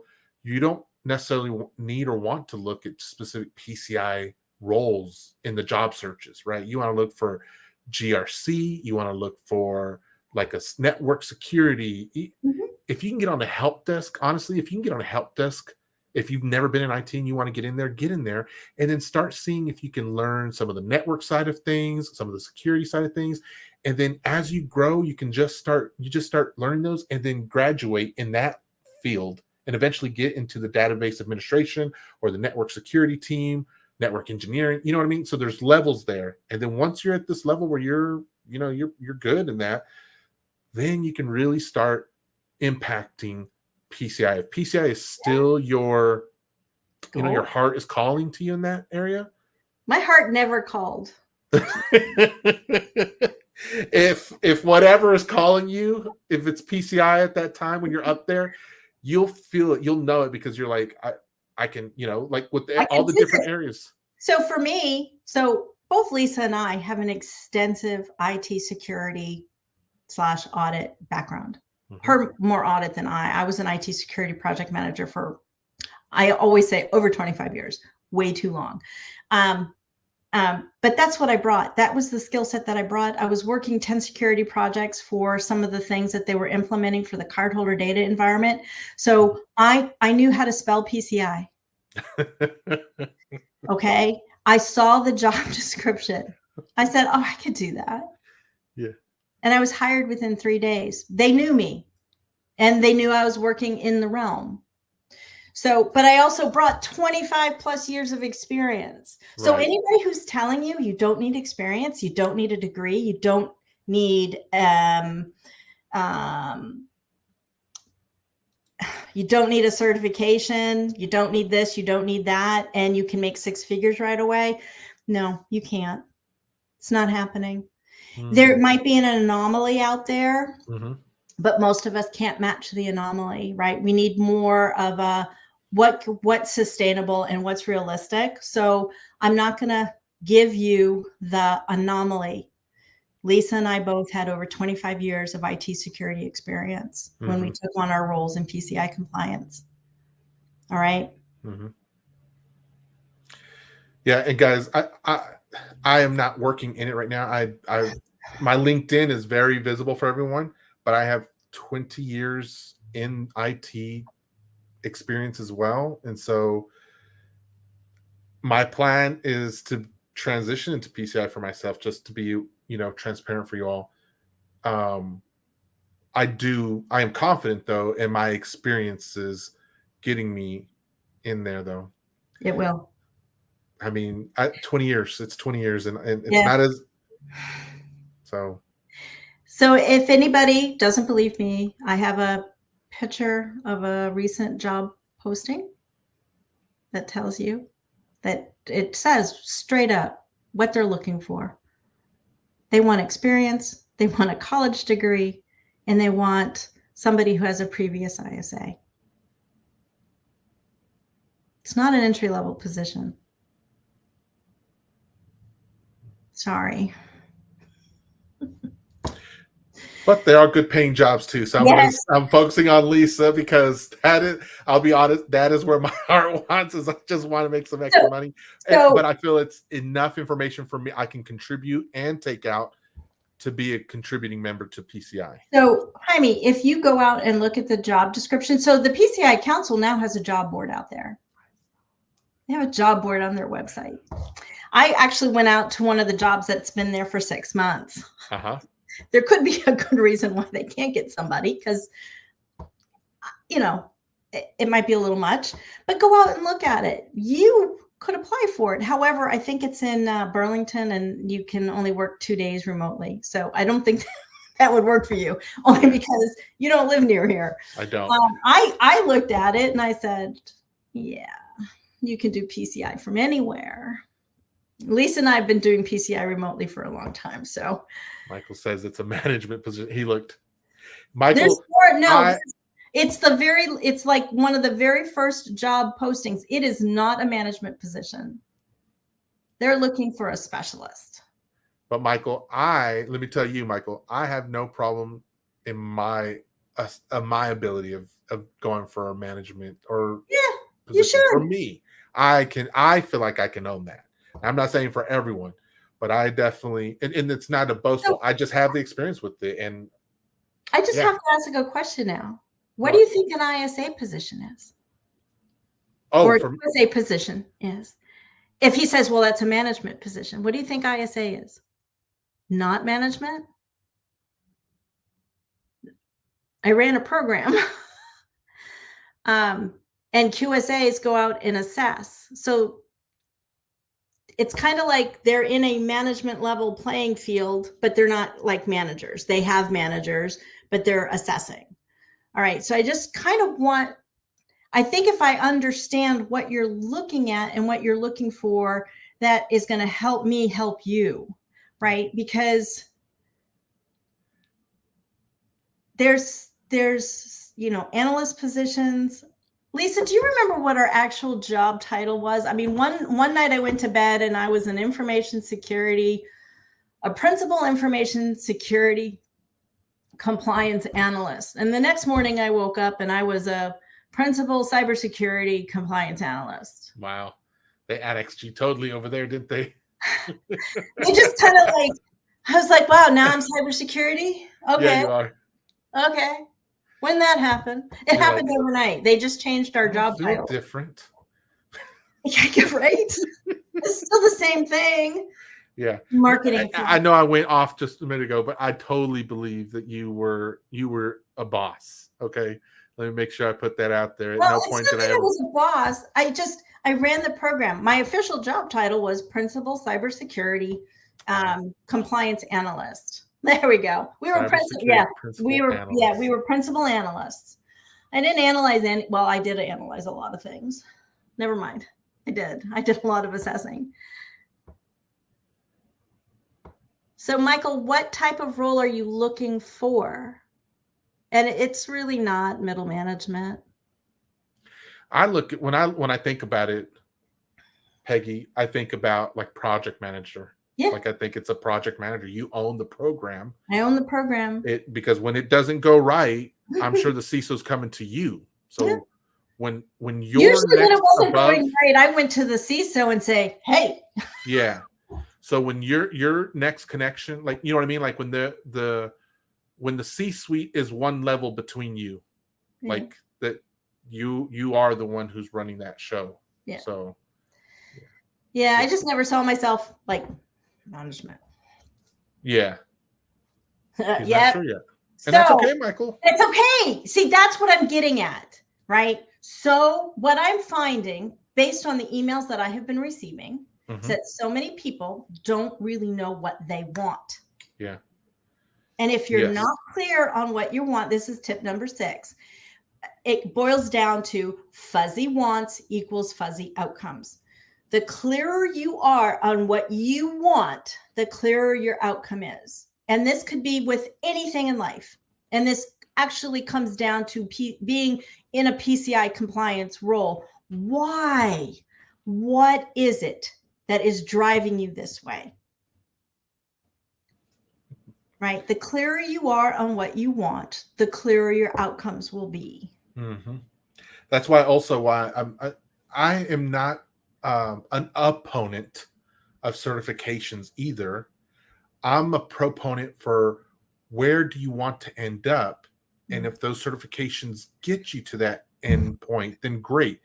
But I'm not a fan of going to grab all these certifications and get all these letters after your name, but you really don't know where you're wanting to end up. And you don't have the experience to back up those certs. Yeah, because the certs are just certs. I got a CISP a long time ago in a faraway place, only because I had a security engineer, tell me I couldn't do it. So I went and I did it. Oh, that's right. And I didn't even go to a boot camp. I just read a book and I passed a test. That's it. Yeah. Okay. And then I let my certification lapse. Don't do that. That was kind of silly of me. My ISA was for the job. My company paid for it. They paid for the renewal every single year. It was a requirement that if I was running the program, I had to maintain my ISA. Mm-hmm. Everybody in the compliance group, before there was this major merger of compliance people from other groups and teams. We all merged into this one group. But when I came on board, it was a small group, and the requirement was for everybody on, I think we were 7 people at the time, everybody had to have a CISA, a Certified Information Security Auditor that's done by ISACA. So I got that because the job said for me to get it. So I said, okay. They paid for it. I'm like, okay, whatever. I'm good. And that's another key is if your employer can pay for your certifications, have them. If they're requiring you to have it, they need to pay for it. Yes, yes. Michael says, I want to be in IT security and financial services. That is my goal. I'm very interested in protection of cardholder data as a focus, though. Most people in financial systems don't have a clue about protecting cardholder data. The fact that you know something about doing that, going into IT security and financial services, that's going to be a big win. So you should be looking at financial services companies, fintech. You need to be looking at the big acquirers because trust me, they've got teams of PCIPs running around there. Look at the card brands. One of my counterparts at one of the major card brands was only a PCIP. And I'm like, wait, I'm an ISA and you're a PCIP? Okay. But they don't need ISAs because they're a card brand, and they don't need QSAs because they're a card brand. So they have PCIPs. Yes. Yeah. Good. Look at issuers. Response, Michael. So issuers, acquirers, the card brands themselves, go look and see what jobs they have out there. And the thing is, guys, do your homework. Google, look up jobs. I get asked all the time, well, will this help me get a job? I don't know. Go Google, see what's out there. Yeah. And see what the requirements are for the job. And if you match 70% of them, send your resume. Dion says, I want to be ISA at the end of the day. Y'all are truly a blessing, Jaime Pina, Lisa Creasy, Peggy Nolan. Oh, thanks, Dion. You're too kind with your words, Dion. Yes, you are. You. So you need to be looking at merchant organizations for PCI compliance analyst roles. Dion, several episodes back, actually a few episodes, long episodes back, after speaking with Peggy and Lisa a few times, I felt like I came to the same realization. I was like, I think it was an ISA where I want to be. And I still feel that way. I don't want to dissuade anybody from being a QSA, but oh my goodness, no. Yeah. And I already know I am not just the one thing that dissuaded me from QSA, Peggy, was travel. I was like, okay, I can do a little bit of travel. What are we talking about? And then when I understood and talked to QSAs, I was like, nah, never mind. Never mind. You can have that. The lure of working for like one of the big 6 firms, they throw money at you, but you're never home. And I'm like, they do. And yes, that is true. So I think it's great though. If you are single or you are an empty nester or where you're not really tied down to anybody or anything at home, then go for it. Go sow your oats for a little while. Go out there and do that with that, Go knock yourself out. That is not for me, though. Definitely. Last call for questions. It's 7:20. Yes, I could sit here and talk all night. But remember, folks, PCI Compliance Essentials starts next Monday. You can sign up on the website, paymentcardassessments.com. So I'm going to get off the screen so I can give you the screen by yourself and everyone can just listen to you, Peggy. Why don't you talk a little bit more? All right, great. All right, so guys, we are T-minus 5 days for PCI Compliance Essentials. This is more than what is in the Resource Center. I'm actually going through and I'm revamping quite a bit of content because I want this to be a deeper dive so that people can walk away and feel confident that they have the tools that they need within their organization to get everybody on the same page so that system administrators are speaking the same language as the ISA, the QSA, the CISO understands the nuances of what's going on so that you really want an understanding across all of the silos inside an organization so that they're on the same page, talking the same language, And when the ISA comes in for a status meeting and is saying, hey, we've got an issue here, here, and here, and the system administrators can pick up on it real quick, and they're talking the same language, they understand the requirements, they understand scope, they understand the evidence that's needed to be provided, and that they can come up with solutions to fix problems, quickly remediate, things like that. So that is where PCI Compliance Essentials is going. So whether you're a system administrator, whether you're looking to be an ISA or going down the QSA path, or even want to understand how best you could serve a company as a PCIP, PCI Compliance Essentials is not being taught anywhere else. Nobody teaches this. And it's not just a rehash of the requirements. It's the ins and outs. It's a lot of it's even more than what I've been dripping here on CyberGangsters with Jaime. So this is really to help organizations implement continuous PCI compliance. That's what this is for. And then this is our last live class that we're teaching. In 2024, we will probably be doing another round of PCI Compliance Essentials in the first quarter, but we also have advanced PCI compliance fundamentals that are coming out, which will be deeper dives into requirement areas, especially the 5 critical control areas, so that people have a better understanding of how to deal with them, how to automate them, and how to create more and better effective processes. So that will be coming in 2024. Meanwhile, Lisa and I are heads down trying to get a lot of the version 4 content that we keep talking about, getting that solid and published into the Resource Center.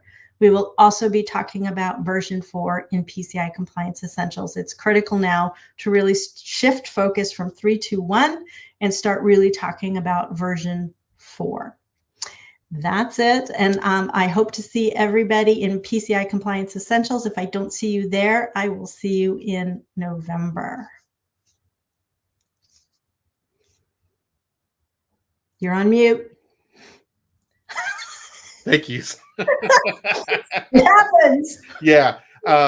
Thank you, Peggy. So everyone, I put the link for the PCI Compliance Essentials in the chat. So if you're on LinkedIn or YouTube, they're both in there. And if also, I put Peggy's going to be speaking at the European PCI council meeting. Okay. Yeah, I put the link to register for that in both LinkedIn and YouTube also. So if you want to go check that out. The caveat I'm going to give you all, because I didn't think about this whenever I started telling people about it. Be cognizant of the time zone difference. Yeah. There is a big time zone difference, but I don't remember where Peggy, when you're talking, but I wrote it down somewhere and I have it. So that I'm talking at 12:30 on Thursday, the 26th. So 12:30 is like 7:30 a.m. Eastern Standard Time. Yes. That makes sense, because I was going to say it's 6:30, but yep, yes, it is 6:30. It's 7:30 for me, and I only know this because my daughter lives in Dublin, so I always have to look at the clock and go, okay, if it's lunchtime here, it's dinner time there.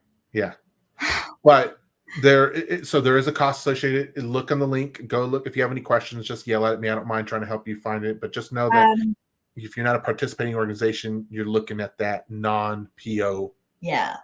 The other thing is, when you register, because of the time zone difference for a lot of people, just know that when you register, you're going to get a year, or you're going to get access to all of the content from the event. You're going to get all of that because they record everything. It takes like 3 months, but you'll get that. You'll get behind the paywall for it. Yes. So just know that it's there. There's the links for it. Peggy, I'm not going to see you until later. Right. Well, I'll still keep up with you. I'll still. Yeah. Well, I'm going to put you in the green room. Everyone, say thank you to Peggy. I'm going to say some final thoughts before we actually end the show. Thank you again, Peggy. We'll talk to you in a minute, okay? Oh, yeah. All right. Bye-bye. Bye. All right, everyone. I want to thank you for coming out and hanging out with us tonight again. Peggy, as always, is such a great giver of knowledge and information. Lisa, you are too. I appreciate you showing up in the comments and always answering the extra questions that we have out there when we can't get to them all and whatnot. So very much appreciate it. I appreciate everyone coming out. If you have any topics or ideas for the show, let me know. I'm really excited again for October, right? October is Cybersecurity Awareness Month. My plan right now, I do have a plan of content, and it's so funny that it worked out that way, right? I didn't know that Peggy wasn't going to be available, but I had also planned to have content driven for Cybersecurity Awareness Month. I want to create content and I want to contribute to it, right? My heart has always been to contribute to the community, us, and for Cybersecurity Awareness Month, I will be focusing not on the large corporations and businesses out there, but I will be focusing on the home. So I do plan on talking about how to protect our young ones from the challenges of navigating the internet, right? From things such as Roblox to social media and, just parenting, hardware and software. I'll be showcasing some software that I use to help me manage the safety and security of my children and that I've used and found successful. And maybe you can share that too. If you feel like you have an idea or content that you want to deliver with me at some point in October, reach out to me. I'd be glad to have you on with me and we both deliver some content around cybersecurity awareness. Again, specifically focusing on ways that we can protect our young ones and ways we can protect our home, right? So those are the focus and the main things that I want to do in October and contribute to that. If you think that there's a specific topic that would be helpful, like I know Lisa earlier mentioned, are my webcams safe? How do I know if someone's hacking into them? Like, that's a great topic that I want to cover. I want to see. So I will find out. I hopefully can get an answer and either address it for you, Lisa and folks, or find someone to bring on who will address it. In addition, I have been speaking to a number of folks who have agreed to come on and be my guest to talk about other things cybersecurity related. So I have a cybersecurity insurance specialist who's going to come on. I have someone who's dealt with a lot of claims in cybersecurity insurance. I've got a threat modeler coming on, and she's going to use the Death Star as a threat model example. It was very cool. I've got a few more people. I've got a good amount of people, though, that are going to be coming. So I hope you'll stick around with us this next month. And I appreciate, share with your friends, share with everyone else. We do broadcast on YouTube, and we are here on LinkedIn. I know some people have YouTube Premium. You do not need to watch the show. You can just listen to it while you're doing anything. So if that's your style, go for it. I am in the process of converting our YouTubes and the LinkedIn, the show, into an audio-only format that will be viewable or listenable on Spotify. So be looking out for that on the horizon. Okay, everyone, love you all. I appreciate your time. Ivan, thank you. Jaime and Peggy. Michael, thank you. Peggy, Jaime, and Lisa. So yes, just let me know. Oh, look here, Lisa. Yes, watch out for Roblox. I've had my checking account overcharged so many times. It is ridiculous. I'm going to be talking about that specifically, Lisa. Yes, we are going to be talking about Roblox. Okay. All right. Well, everyone, you have a great evening, and I'll be on again live later tonight with my other show, the Social and Distancing Show. So if you feel like wanting to listen to some people just hang out, it's not cybersecurity related, come join us. Y'all take care, everyone.